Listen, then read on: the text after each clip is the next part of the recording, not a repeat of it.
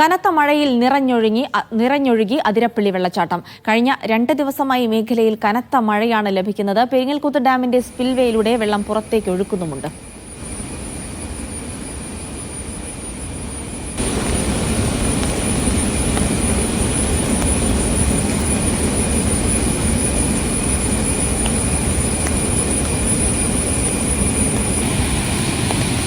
നടരാജ് പരശുരാം വിവരങ്ങൾ നൽകാനായി ചേരും. നടരാജ്, ആ ദൃശ്യങ്ങളിൽ നിന്ന് തന്നെ മനസ്സിലാകുന്നുണ്ട് എത്രത്തോളം ഭീകരമായാണ് ആ വെള്ളച്ചാട്ടം വരുന്നത് എന്നുള്ളത്. ഇങ്ങോട്ടേക്കുള്ള വിനോദസഞ്ചാരമൊക്കെ നേരത്തെ തന്നെ നിരോധിച്ചിരുന്നു. ഇപ്പോഴെന്തൊക്കെയാണ് വിവരങ്ങൾ?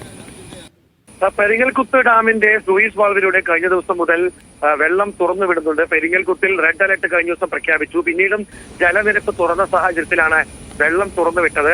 അതുകൊണ്ടുകൂടിയാണ് അതിരപ്പള്ളിയിൽ ഇത്രയധികം വലിയ രീതിയിലുള്ള വെള്ളച്ചാട്ടം കാണാൻ സാധിക്കുന്നത്. ജിൽസി പറഞ്ഞതുപോലെ മേഖലയിൽ കഴിഞ്ഞ സമീപഭാവിയിലൊന്നും തന്നെ ഇത്തരത്തിൽ നിറഞ്ഞൊഴുകുന്ന ഒരു കാഴ്ച നമ്മൾ കണ്ടിട്ടില്ല. അതുകൊണ്ട് തന്നെ മേഖലയിലേക്ക് പോകാൻ സഞ്ചാരികൾ ആഗ്രഹിക്കുന്നുണ്ടാവും. പക്ഷെ കഴിഞ്ഞ ദിവസങ്ങളിൽ അതിരപ്പള്ളിക്ക് പുറത്തുള്ള കവാടത്തിന് സമീപം ഒരു വലിയ മരം കടപുഴകി വീണിരുന്നു. ഇതിനെ തുടർന്ന് ആ ഭാഗത്തേക്ക് വിനോദസഞ്ചാരികൾ വരരുത് എന്ന നിർദ്ദേശം അധികൃതർ നൽകിയിരുന്നു. തുടർന്ന് വിനോദസഞ്ചാരികൾക്ക് മേഖലയിൽ നിയന്ത്രണമുണ്ട്. എന്നിരിക്കലും പ്രദേശവാസികളായ ചിലരെങ്കിലും അതിരപ്പള്ളിയുടെ ഭാഗത്തേക്ക് പോകാനുള്ള ഒരു ശ്രമം നടത്തുന്നുണ്ട്. എന്തായാലും വെള്ളച്ചാട്ടം